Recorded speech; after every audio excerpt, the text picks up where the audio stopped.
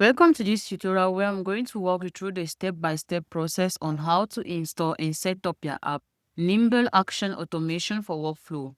Once you're in your account, navigate to App Marketplace, search for the app, click on it. Head over to Install and choose an account where you want to install it. Then you click on Continue and you click on Allow and Install. And you will have a custom menu link right over here. Click on it, switch back to the account, navigate to Settings, click on the custom menu links and click on Create New as well. Insert an icon, give a title and paste the custom menu link which we copied here. You choose a sidebar preference and you choose an account. Then you give a role-based visibility and you head over to Save. Once you're done creating your custom menu link, switch to the account, click on the custom menu link, then you search for the app.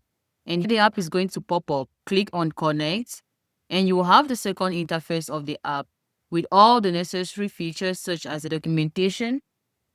And the second interface of the app is going to pop up where you have all the necessary features such as the documentation, and it's going to help you to begin your journey with this app. We have the Smart Queue video that is going to guide you on how to configure your app.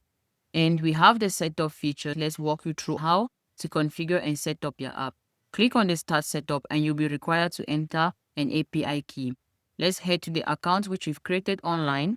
Click on your profile and click on Settings. Head over to Settings and you click on the API tokens. Then click on Generate a new token. You give a sample name and you toggle on all the scopes. Then you click on Generate a token. Copy the token, switch back to the account, and you paste. Head over to Complete Setup, and your app will be successfully connected and set up. We have the support feature that is going to enable you to create a ticket and book a call for the team. We have the change log as well that is going to help you track all the updates and improvements made on this app. And to receive emails, toggle on the email notification button, insert your email and click on subscribe.